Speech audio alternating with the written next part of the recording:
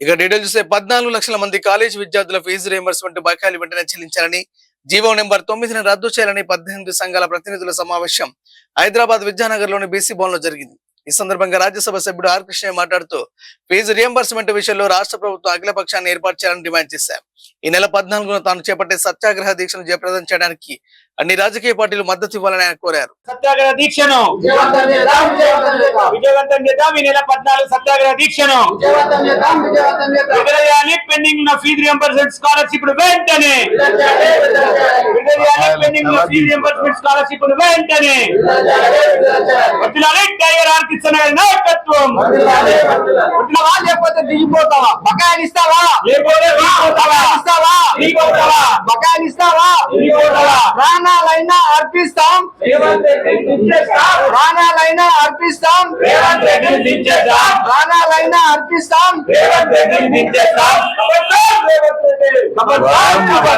EC విద్యార్థులకు వెంటనే బకాయిలు ఇవ్వాలి, ఇవ్వాలి, ఇవ్వాలి. బాబు గారు ప్రతి ఒక్కరు కూడా కొత్త, ఆ తర్వాత రాజశేఖర్ రెడ్డి, ఆ తర్వాత కిరణ్ కుమార్ రెడ్డి, రోషయ్య, ఆ తర్వాత ఇప్పుడున్న కేసు పోయినసారి రోషయ్య అయిపోయింది.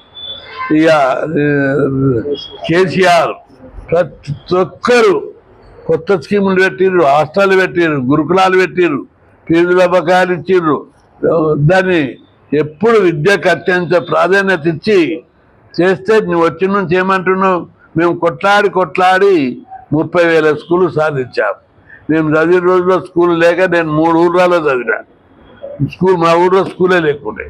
పక్క ఊళ్ళో 3-4 ఒకత, 5-6 ఒకత, 7-8 ఒకత, ఇంటర్ ఒకత, డిగ్రీ ఒకత, ఇట్లా కష్టపడి చదివినాము. అందుకే చదువు పేదవాడిని ఇంటికి పోవాలని చెప్పి కొట్లాడితే అప్పటి ప్రభుత్వం టీఎన్జే నుంచి చెన్నారెడ్డి దాకా, ఎన్టీ రామారావు దాకా ప్రతి ఊళ్ళో పాఠశాలలు పెట్టారు. వాటిని 23,000 పాఠశాలలు రద్దు చేస్తారా? మేము చదువుకోవద్దా? నీ దగ్గర జీతాలు ఉండాలనా ఏంటి?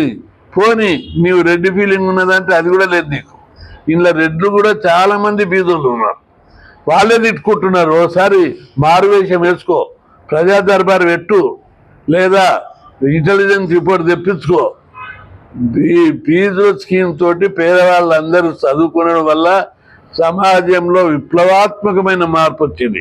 ఇంతకు మన సోదరులు చెప్పినప్పుడు గొడ్డలు పెట్టే చెయ్యి కంప్యూటర్ తోటి కొడుతుంది.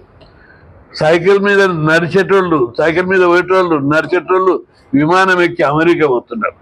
సమాజం లోపల జీవన విధానం లోపలనే మౌలికమైనటువంటి మార్పు ఈరోజు వచ్చింది. కాబట్టి ఈ మార్పు తెచ్చిన సమాజంలో మార్పు రావాలని కొట్లాడడం వచ్చింది. అందుకు ప్రత్యక్ష ఉదాహరణ అపార్ట్మెంట్లు కట్టే దగ్గర, సిటీలో రోడ్లు వేసే దగ్గర గతంలో పాలమూరు లేబర్, ప్రకాశం లేబర్, శ్రీకాకుళం ఉంది. ఇప్పుడెవరు ఉన్నారు? బీహార్, ఛత్తీస్గఢ్, ఒరిస్సా, ఉత్తరప్రదేశ్ నుంచి వచ్చే లేబర్ ఉన్నారు. ఇప్పుడు మన లేబర్ ఏమైంది? ఇంజనీరింగ్ వీళ్ళందరూ చదువుకొని విదేశాలకు ఐటీ కంపెనీలో పోయి కట్టలు లక్షల రూపాయలు జీతాలు తీసుకుంటున్నారు. ఇది చూసి ఓర్వలేకపోతున్నావు.